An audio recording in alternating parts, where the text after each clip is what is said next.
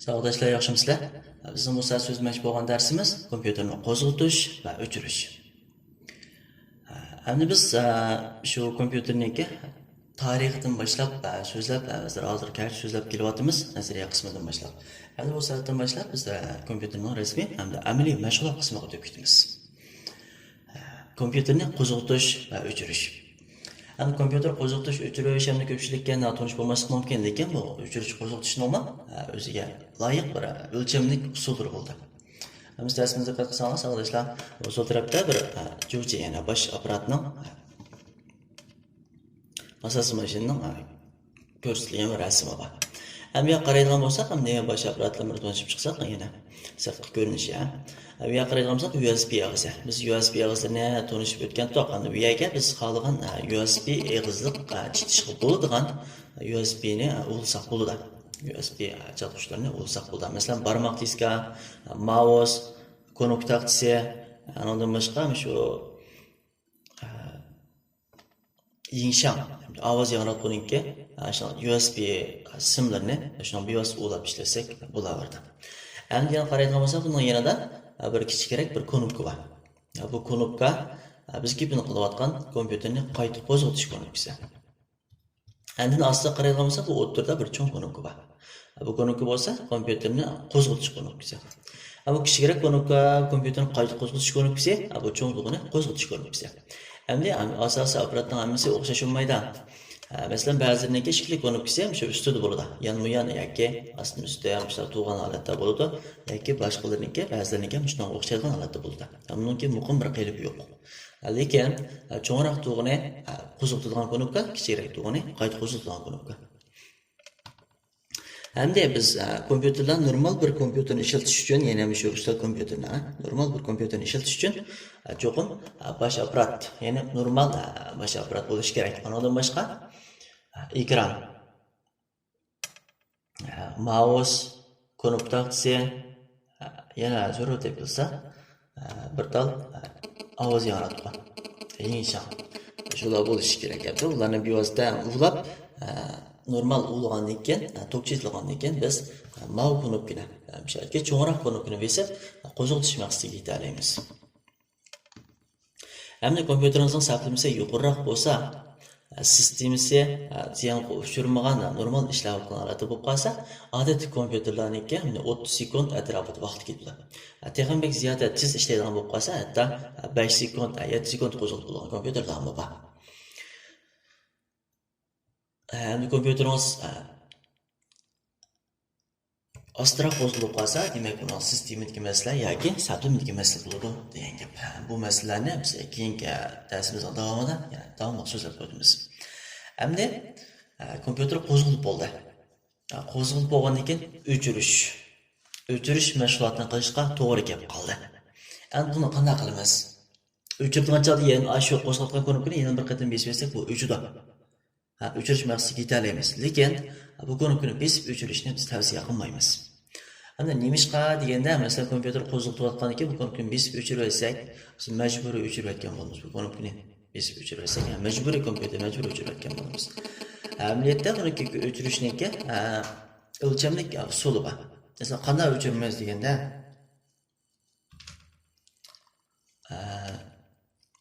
kompyuterning boshlash tizimiga akilib, mousening o'ng tarafini chekamiz. Tizimlik chiqadi, tizimlik chiqadi. Bu tizimlikdan qaraydigan bo'lsak, aslini sanaganda ikkinchisi, guanji ho prosia. Bu yerga kelsak, yana buning o'ng tarafida yana serum tizimlik chiqdi. Endi bu tizimlikdagi guanji ni tanlab bir chekib olsak, kompyuterni o'lchamlik o'chirish maqsadiga yeta olamiz. O'lchamlik o'chirish maqsadiga yeta olamiz. Undan boshqa kompyuterni qayta qo'zg'atish. Qayta qo'zg'atish bu yerda saqlangan bir knopka bor. Shu knopkani besish orqali biz qayta qo'zg'ata olamiz. Lekin bu knopkani besishni hech tavsiya qilmaymiz.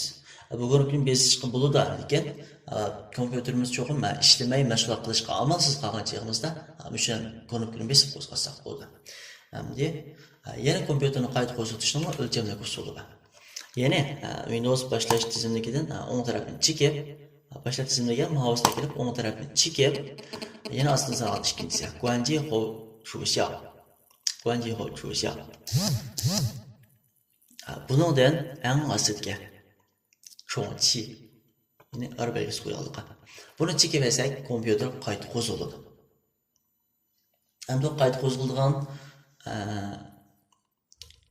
ehtiyoj bo'lmaydi, lekin ba'zida detallarni qashlagan chog'imizda qayta qo'zg'atgandan keyin andan keyin ijro bo'lgan ba'zi detallar bor.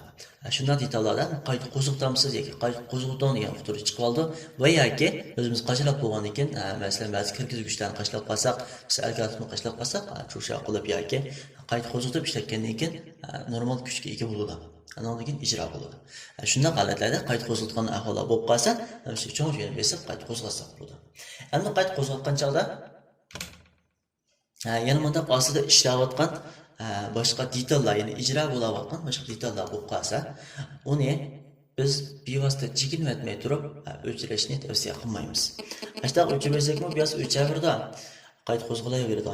Lekin biz shu detallar normal xizmat qilayotgan ijro bo'layotgan sharoit ostida uni biroz o'chirib olsak, shu detallar keyin qo'zg'algandan keyin xatolik uchrab chiqib oladigan yoki buzg'unchilik uchraydigan yoki biz qilayotgan mashg'ulotlar saqlanmaydigan bunday ahvollar bo'lib qoladi.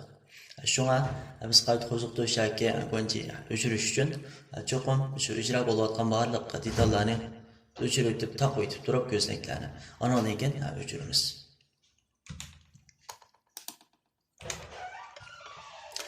Endi undan boshqa qaraydigan bo'lsak, kompyuterning odatdagi asrash bilimlari.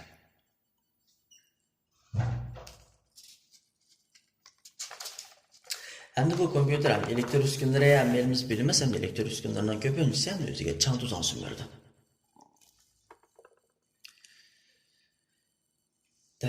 Shunga ham kam deganda ham shu kompyuterni kam deganda bir yilda bir qatam yoki bo'lmasa 6 oyda bir qatam shu ichini echib, chang tuzonlarni tozalab ishlatish kerak. Endi bunda qilmasakmi bo'ladi, lekin shu tozalab ishlatgan chog'da ham uning ichiga sovutqich bo'ladi, masalan uning ichida. Yoki boshqa nozik chaqadigan eg'izlar bo'ladi. Masalan, Neysunning deymiz, ana boshqa Shenkaning deymiz, shu eg'izlar bo'ladi. Shu eg'izlarga masalan hammasiga biz buni to'liqlab sevib ketarishimiz notayin. Masalan, keyin shunga ulash uchun biz shu eg'izlarni ishlatmoqchi bo'lib qolganda chang tuzon to'lib ketib, uni ichiga u eg'iz quruq bo'sh turgan ekan. U eg'iz o'tishmaydigan yoki eg'iz buzib ketadigan bunday ahvollar bo'lib qoladi. Yoki undan boshqa shu sovutkich shu sirtdagi havoni shimirib sovutadigan bo'lg'achqa, shunga biz to'pa yoki boshqa chang tuzon narsalar kirib oladigan mana avval bo'ladi. Shunga bu 6 oyda bir qatim echib tozalab chang tuzonlarni ishlatganda shu kompyuterniki yaxshi asrab ishlatish maqsadiga yetaramiz. Endi undan boshqa shu kompyuterniki qattiq detal sistemasini asrashni tavsiya qilamiz. Nima qilgan shu konektorlardan tortib har bir eg'izlargacha. Masalan, keyingi DVI bo'lsin, mayli VGA eg'izlar bo'lsin, Shenkani. Mayli qayta qo'zg'atilgan yoki qo'zg'atilgan konektorlar bo'lsin, mayli USB eg'izning Jeko ulanish eg'izlari bo'lsin va yoki yumshoq shu ovoz yangrayotgan eg'izlari bo'lsin, chatqanda bo'lsin, mayli tortqanda bo'lsin, masalan. Ba'zida mouseniki simsiz mouseni ishlatgan, simsiz mouseni ishlatgan chog'da bunday ko'rilmaydi.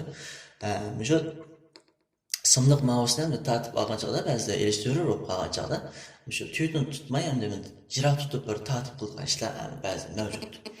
Shunday holatda mayli bu yoki mouseni simig'i bo'lsin yoki kompyuterning qattiq detallar shu jekosi bo'lsin o'tashmaydigan yoki langishib qolgan amada bir avvallar yuz beradigan ishlar bo'lib qoldi. Endi kompyuterniki ham yumshoq detal sistemasida masala ko'rilib qolsa, endi buni o'ngishlarni bo'ldi qaytdan sistema qachilab yoki boshqa mashg'ulotlarda o'ngishlarni bo'ladi, lekin qattiq detal sistemasida masala ko'rilsa, o'ngishlar bo'lmaydi. Endi yana bir so'zlaydigan gap bo'lsam, shu yanfonga kompyuter orqali to'qachilash amaliyotda kompyuterning asosiy taqsida buzilishni keltirib chiqardi. Masalan, endi ba'zi kompyuter ishlatayotganlar bo'lib qolsa, hozir ham aylam yanfonni yanimizni arimaydigan bo'lib ketdi. Masalan, kompyuter ishlatayotganda mayli uyda bo'lsin, mayli ishlayotgan yerda bo'lsa, bekor turgan ekan buni jekosi. jiq bo'lgan ekan. Bekat tursin, turdosh mo'g'ilga telefon to'qashilg'ash tursin, deb USB eg'iziga silib, bularni telefonimizni to'qashlaydigan bunday ishlar bor, qulay edi. Hamda lekin biz telefonimizga hech qanday olmaydan, ziyatmaydi, lekin kompyuterniki shu asos taxta, jubansizda buzilishni keltirib chiqardi. Hamda nima ish qiladi deganda bu kompyuterniki tok besimi telefonniki tok besimiga mos kelib ketishni tayin. Hamda hozir yangi ishlab chiqarilayotgan telefonlar var mı kompüterning tok besimiga, kompüterniki USB eg'izi ta'minlaydigan tok besimiga mos keladigan holat ishlab chiqarilyapti-da, qulay bo'lishi uchun. Hamda burungi telefonlarniki bunda mos kelmaydi. Ya'ni ham shu kompüterning USB eg'izi ta'minlaydigan tok besimidan yuqori bo'ladi telefonlarning tok besimi. Shundan bo'lg'achqa burungi telefonlarni chiqchiti degan chig'imizda u qat'iyan tok taqsimlash iqtidori normal bo'lmay qolib, ochiq tok besimi yuqori bo'lg'achqa. Aniki jubanninki, aniki normal holatga, normal emas holatga talishib qanaqa tipshib, boshqa normal holatlar yuz berib, shunga jubanda buzilishni keltirib chiqardi.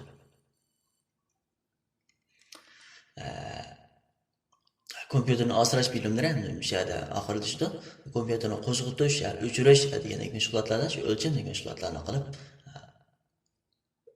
kelsak bo'ladi. Hamda bugungi kompüterni qo'zg'atish, o'chirish darsligimiz mishada oxirlashdi.